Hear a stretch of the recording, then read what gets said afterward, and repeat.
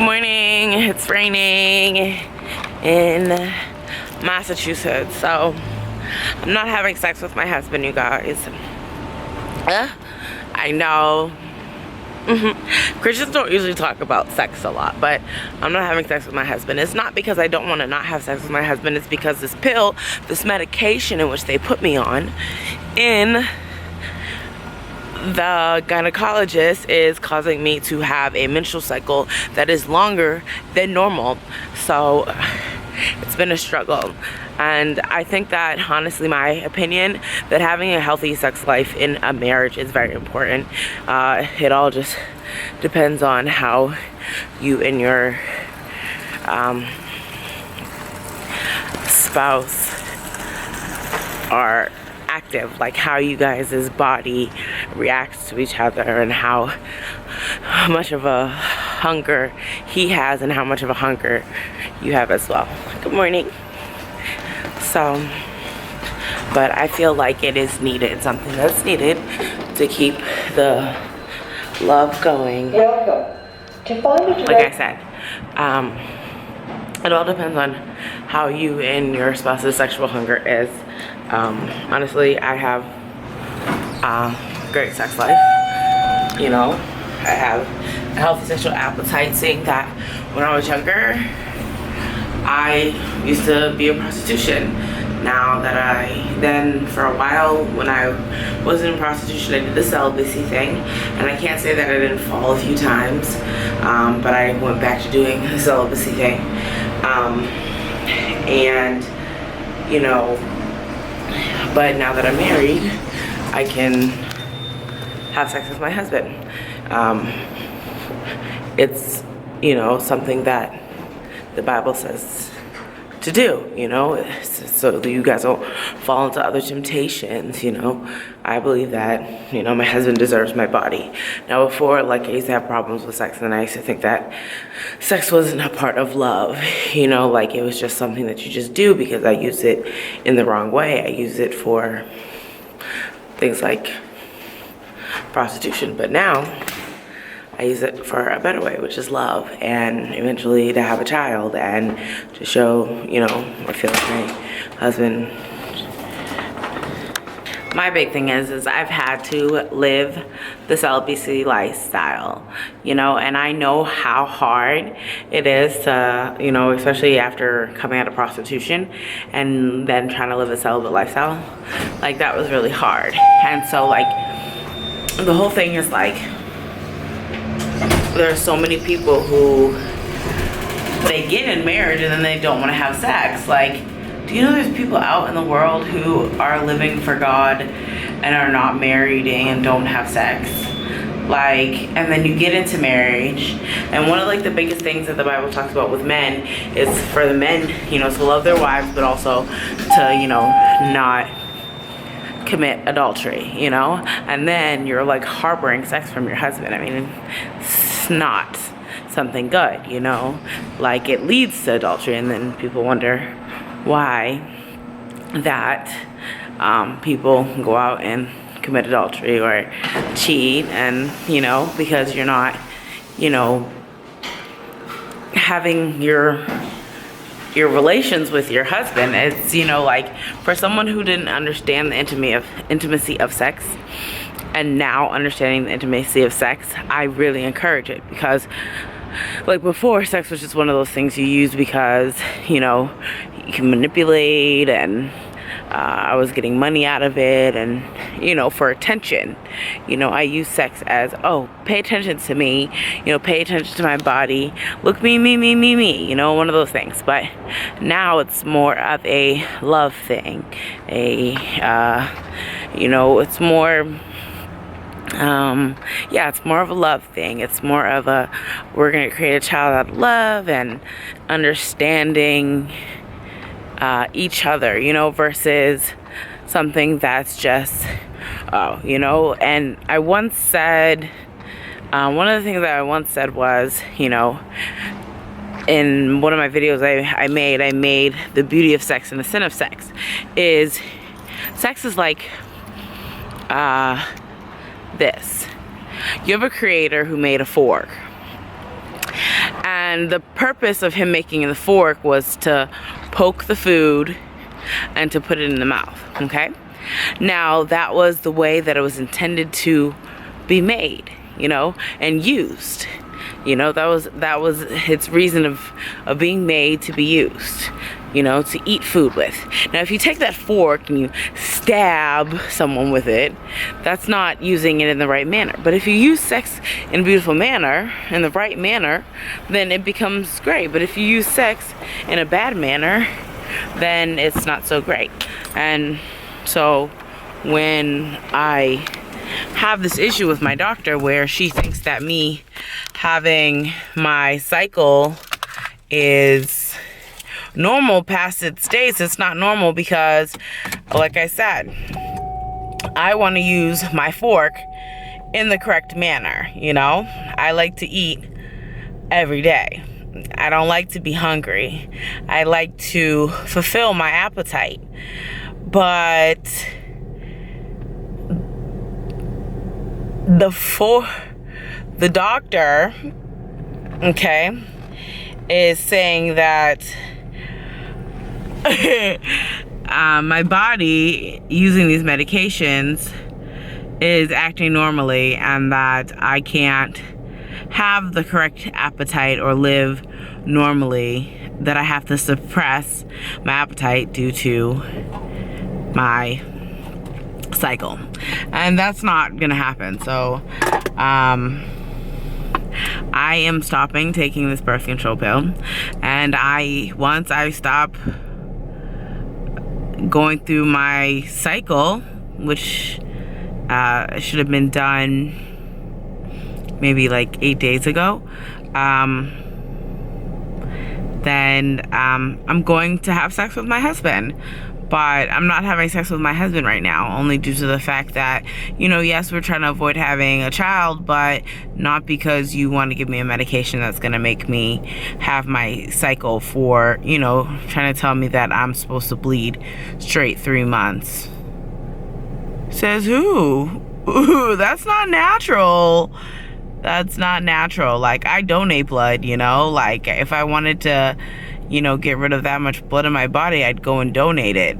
But I'm not gonna sit there and, you know, live with a cycle for the rest of my life. That's crazy. Because you want me to take this pill that's obviously not working well for my body. And so I'm gonna do, you know, what's best for me, which is stop taking it, you know, because one thing that I've learned over the years is when people do stuff with your body or do stuff in your life that you don't think is okay for your life, you speak up and you make sure that things happen correctly for yourself. I never let a doctor or anyone tell me any more what to do with myself or my body if it doesn't feel comfortable or it's not right with me. I don't live that way, because I get so sick and tired of people, you know, I have to live this life, you know, I have to, you know, and honestly, you know,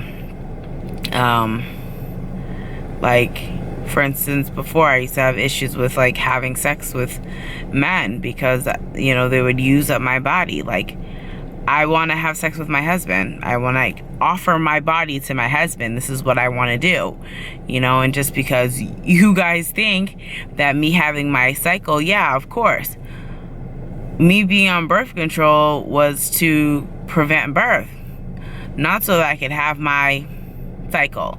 But if it's causing unnatural, God-given, you know, issues, no thank you. You know, you can keep your man-made stuff, and I'll just continue to trust in God, you know, and he can be a birth control for me, you know, and I'll try to, you know, me and my husband will remain safe in a different manner. But you know, I'm not that's just crazy. But yeah, I know that a lot of Christians don't talk about sex. Sex is a natural thing, especially when you're married. And, God didn't say that sex was bad. He just said outside the context of marriage. And for me, I had sex outside of marriage. And trust me, it has brought me tons of problems. Like I had a lot of sexual trauma growing up because I was with different men, there's soul ties and attractions, which I understand now that I'm married and I have a love for my husband. Sometimes sex causes a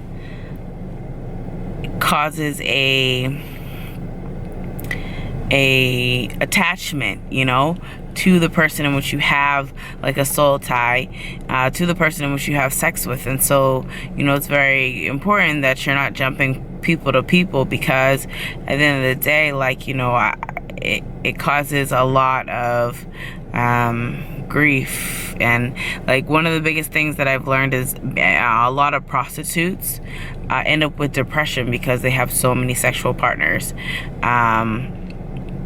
And so, sometimes that's like part of soul ties, like picking up other people's spirits and stuff like that. That's not good. So just be careful. I can't say that I did life perfect and I was celibate the whole time when I was supposed to be celibate. I can't say that I didn't lose my virginity at 13 years old, because I did.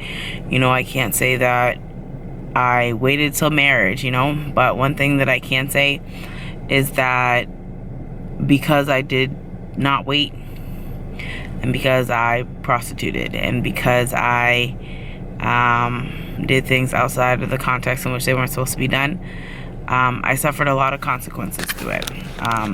Pregnancy at 15, lost my baby at the age of 15, miscarried.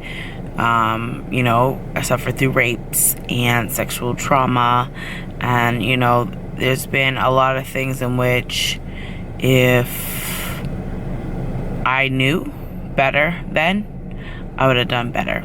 And when my children get older, I'm gonna tell them things that my parents didn't tell me, about their period, and about basically sex, and what the pros and the cons of sex are, and waiting, and still, like, I know that children are going to make their own choices. Everybody has a choice to make their own choice. God allows us to make our own choices, and I made my choices, and I did prostitution, and it damaged me. And so, knowing that children can make their own choices, I will still teach them about having safe sex, because I know what the consequences are of not having safe sex, such as children, and such as diseases. There are so many things out there in this world, that when you choose to I don't understand why a lot of Christians do this, is they say not to have sex, but they don't tell the children the consequences of why they don't have sex. They just say God said sex is bad. No, there are diseases out here, honey, that will hurt you. Okay, there's HIV, there is herpes, there is syphilis, there is gonorrhea, there is chlamydia, there is pregnancy. Okay, do you want to be responsible for a child? You're gonna have to get a job, you're gonna have to work. It can impact the rest of your life. You could probably end up a single mother, or if you're not a single mother at a young age, then you're having a child, but how hard it is to go to school and to have a child, and to raise a child at a young age. You're giving up a lot of your life. Do you want to travel? What are the things that you want to do? Is it really worth it giving in to a temptation or a lust? These things are not being explained to the children nowadays in society, which is very sad, because especially in the church, it gets sad because, God forbid, church people talk about sex. God forbid that they inform their child that what is the wrongs and rights about having sex, instead of saying, well, God said don't have sex. Well, why? Give them the explanation of there's the good way of using sex and there's a wrong way of using sex. Not, sex is a sin, don't do it, you're going to hell. Like, come on, man, give them explanations, explain to them, because it just gets crazy, and let them know, like, how difficult it could be, like, if you're a single parent, let them know, like, if you have sex, like, like, this is how your mom's life is. I chose to have sex and have you, though you are a blessing, like, though you are a blessing, it can be hard to, in the situation, if I could have done the right thing, because I chose to live in a sexual lifestyle. You can, I love you, but I want better for you. I want you to have a husband. Like, my mom was a single mother. Due to my mom being a single mother, I don't want to be a single mother. My grandma was a single mother. My aunt's a single mother. I don't want to be a single mother. So when I have children, I want better for my children. I got married, to make sure that I'm doing better for my children. To have a 2-parent home so my children don't have to suffer through that.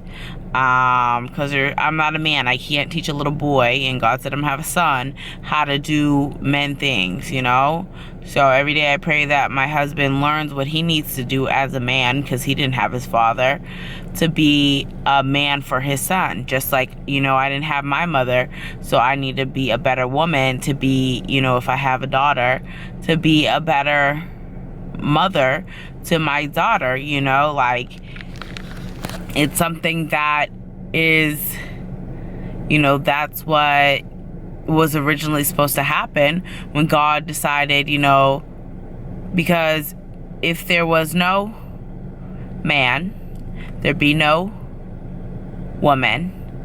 And without a man and a woman together, there'd be no child. They need each other. And so a child is a 2-person vision, meaning they need to have sex, which child being a 2-person vision, meaning they need each other, meaning children are meant to be raised by 2 parents, and I'm going to explain to my children, no 2 seconds of lust is worth bringing a child in the world that will have pain for the rest of their life because they don't have his or her parent. It's not something that is a fun situation to live by. We need to be able to explain these things to our children. Like, I know it's a difficult topic, I know it's a difficult subject, but as soon as they start getting curious, yeah, it's time to open up that door. It's time to speak to them about these things. Like, I don't know why we fight so hard about having sex. I mean, like, they have sexual education in the schools and stuff like that. Why aren't, we fight about that, but we don't even teach our kids at home about sexual education. We don't even, like, explain to them, okay, you have this female organ, and this is what it does, and this is where babies come from if you do this and that. There's different times, like, I remember speaking to one of my friend's daughters, and, like, we told her up to a certain extent of where we believe that she needed to know. And then we said, when you start getting even more curious, come back to me, come back to her mother, and her mother will explain more to her before she decides that she wants to try to experiment with something like that. If she chose, not to live a celibacy lifestyle, talking about having a mother and a father and having like a husband, wanting to give your body to your husband and stuff like that.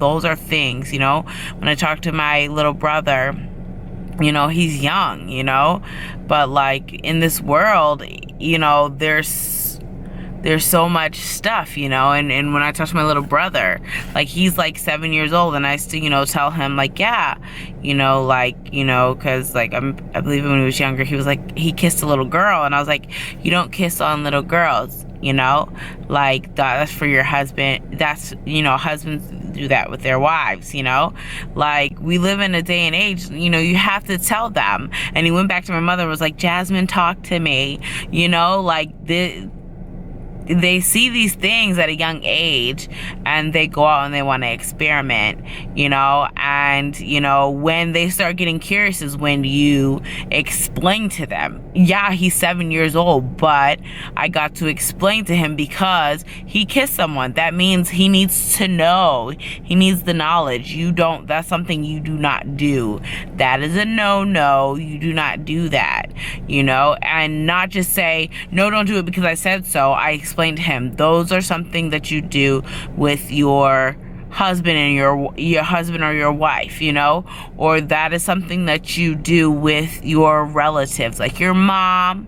But yeah, I could go on and on and on, because honestly, the church doesn't talk about sex. They often stifle it. And though, you know, at the end of the day, like I said, sex is something that God created to be beautiful. You can use it the wrong way, you use it the good way. And at the end of the day, my doctor needs to change my medication because I'm not having sex with my husband. And God says, you know, that it's okay to not abstain from your husband, to let your husband have your body. And so therefore, I would like my husband to have my body, because that is what is allowed by God, and I have an appetite, and therefore I'm not going to suppress my appetite because this doctor wants to mess up my body. So I'm coming off the medication, and the only thing I'm gonna continue taking is the prenatal, because I know that that's just a vitamin and it's not going to jack up my body like a hormone is. So I love you guys.